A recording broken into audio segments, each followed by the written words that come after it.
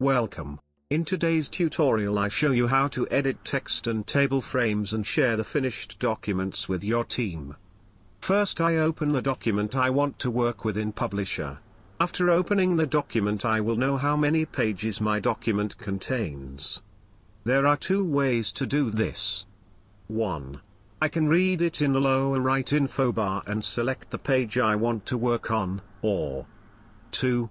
I open the inspector window pages through which I get a very good overview of my entire document.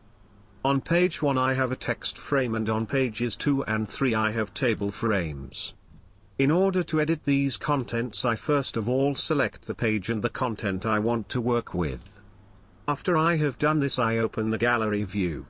Another window opens in which I can now edit the text and in which the formatting of the respective text section is displayed on the left and the inspectors on the right, with which I can adjust the text formatting according to my wishes. I click on the relevant section and can then adjust the text formatting in the inspectors on the right side.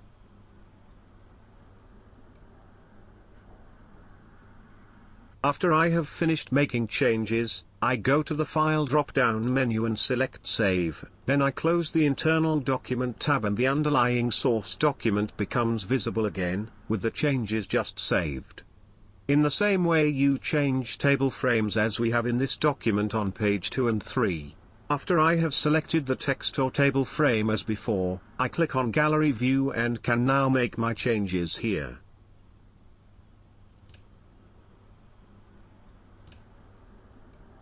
After finishing my changes I save again, which I can do by the way by pressing the shortcut Ctrl and S, as described in the menu under File and after the menu item Save. Then I close the Internal Document tab and the underlying source document becomes visible again, with the changes just saved. I can now right-click on the modified and saved document on the hard disk, in my case it is the desktop, and open it as an attachment in my mail program by clicking on Send to and then Mail Recipient.